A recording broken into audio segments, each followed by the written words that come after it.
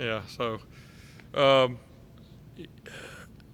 I think all three of those guys have done an excellent job. I think the advantage is that um, all three of those guys were here in the spring, and we're here for spring practice. Where I think Justin showed up in the summer, and so I think that's where that comfort level comes in. I mean, you think about 8 months of preparation as opposed to 2 months.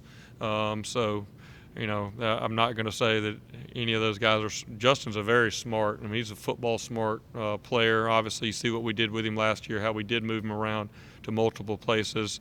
It was just a comfort level as a coach that I just wasn't quite ready to put him in there when you're in a one-score game up and down the field. Now I think the fact that these guys have been here for 8 months and have done a really good job and know what we're doing, I feel confident in them going out there in this type of game and on this stage. That being said, how rare is it that somebody like Sammy Watkins comes in day one and basically takes over the first, 1A, 1B receiver position? Yeah, I think our receiver room's probably a little different than when Sammy came in. I think we got a lot of guys. I think it's impressive for Joseph and Frank to come into the room we have now and be able to get the reps that they've gotten and that they're going to continue to get.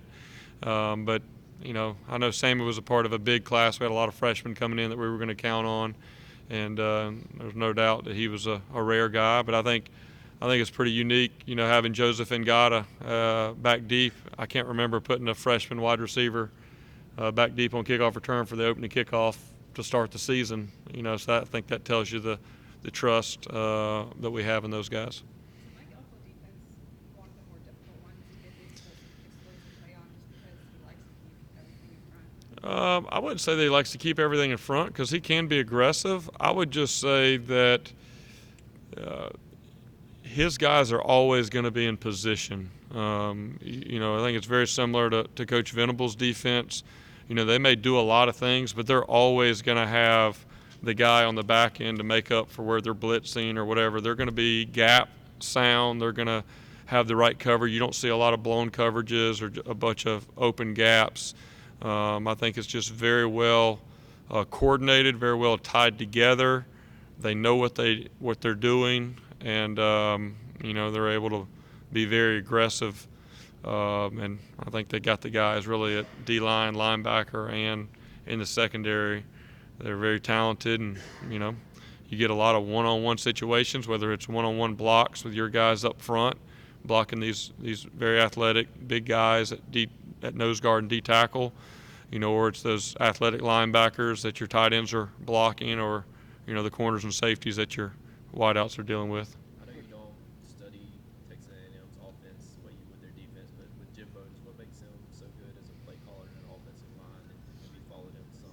Yeah, obviously, Coach Fisher's always done a really good job, has a great reputation, and he finds good matchups. I think he does a really good job of that. He's creative in some of his spacing and how he gets guys open.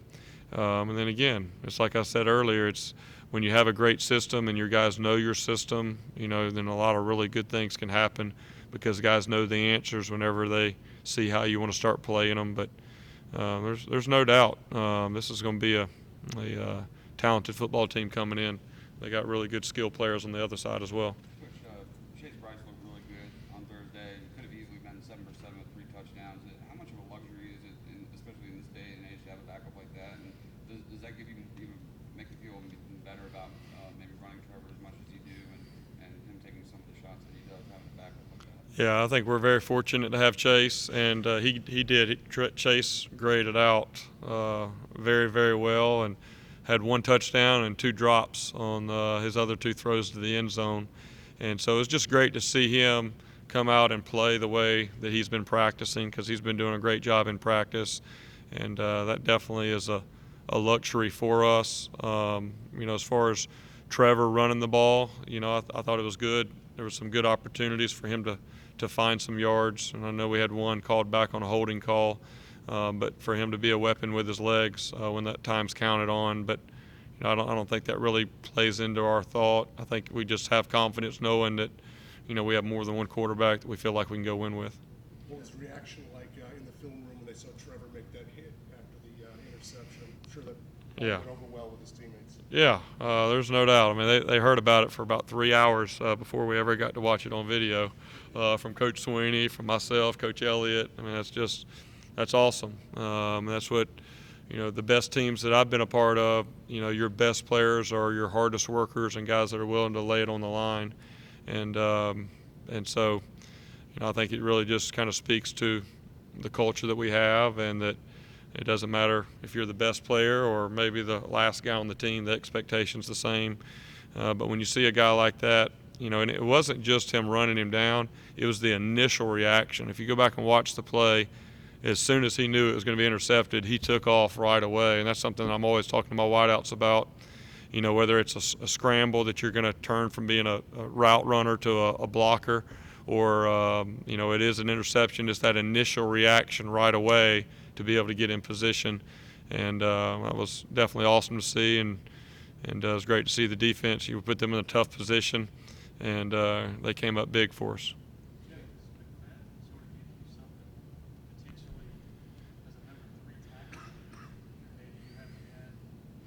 Yeah, I mean, I think we're always, tackle, I think, is the toughest position, maybe outside of center, just from the communication standpoint. But just the athleticism of the defensive ends, those guys have to block. You're always looking for more than just 2 tackles that can go in. But, yeah, we're very high on Jordan. I mean, he's had an outstanding spring and fall camp, and he's a guy that we feel like we can lean on, and is going to continue to play and get some experience. So that, if and when somebody does get dinged up, it doesn't feel like you're just bringing a guy off the bench that hasn't played. That's definitely a luxury for us to have 3 guys we feel good about at tackle.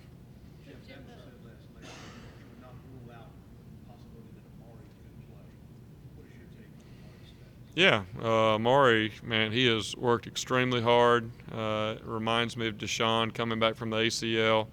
Anytime you have an injury like that, it's all about the maybe the mental toughness and the work ethic of the guy that's kind of going through that. And man, Amari has attacked his rehab ever since he had a surgery. He's been a guy that Danny Poole and his staff have kind of had to slow down sometimes rather than encourage to pick up his rehab.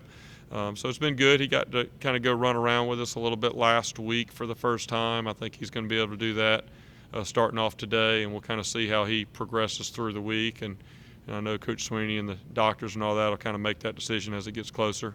But regardless if it's this game or the next couple games, I'm really pleased with the way that he's attacked his rehab, and we'll definitely be excited to get him back when that time comes. Did he by any chance point in this game as like a kind of goal, or?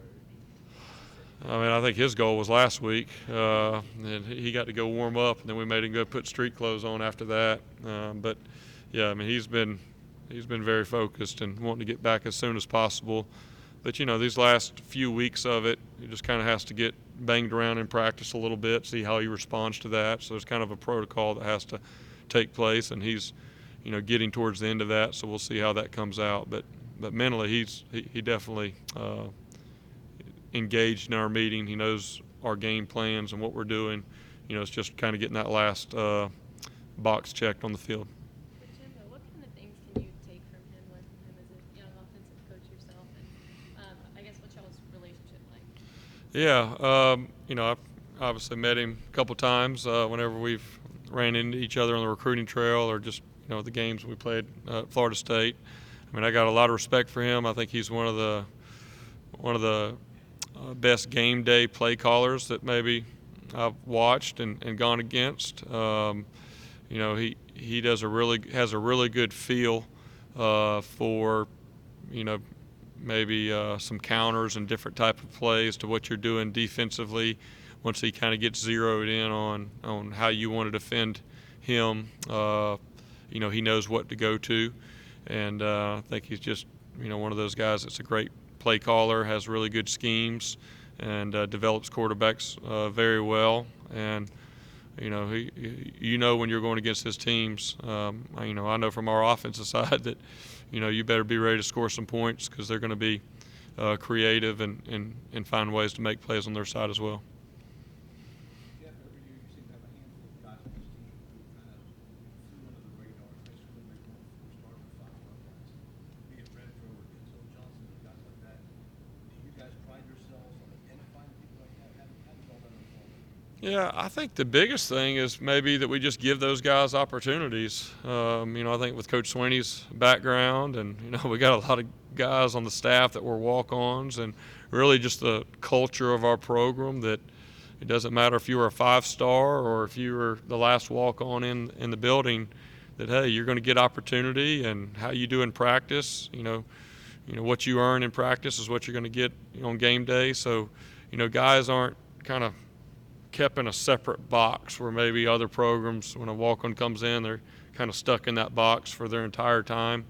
I think we're very open. I look at a guy like Darian Rencher that's come in and put himself squarely in the mix, and a guy that we can count on in a lot of different situations. He's kind of one of those guys that stands out. Luke Price is another guy at tight end that came in here as a walk-on at linebacker, and with Garrett not being back and some of the guys we lost last year, we went to him in the spring and asked him if he'd move over to tight end, and now he's come over and earned a scholarship and done a really good job, brought a really good edge to that tight end room. So I think that, just giving those guys opportunities, and then, I think that we still look for guys in the recruiting process that maybe aren't at a point where they're a scholarship guy right away, but maybe they could help us if they come in